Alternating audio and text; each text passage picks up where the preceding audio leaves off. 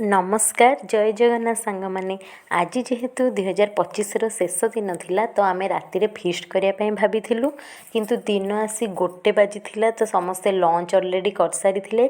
आज तो भल बार अच्छी जेहेतु समस्ते नॉनवेज खाई तो से कहले राति आउ हेवी डिनर आमर दरकार नहीं तो फाइनाल होता कि आम स्नैक्स आइटम किसी करूँ तो आम गाड़ी स्टार्ट कर पलैलु वेजिटेबल मार्केट।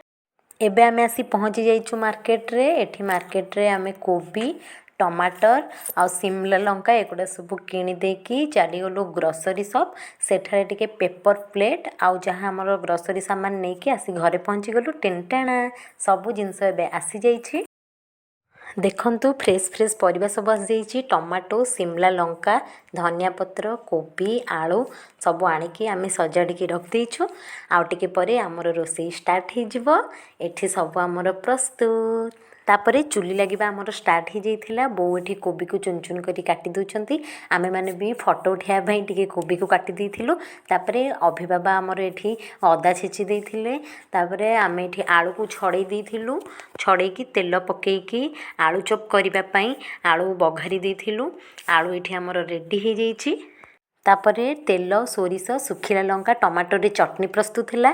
तापरे मुझे आलू चॉप को छाणी देइथिली गरम गरम तेल रे। देखंतु आलू चॉप लंका चॉप आ कोबी चटनी आमर प्रस्तुत हो जाइछि।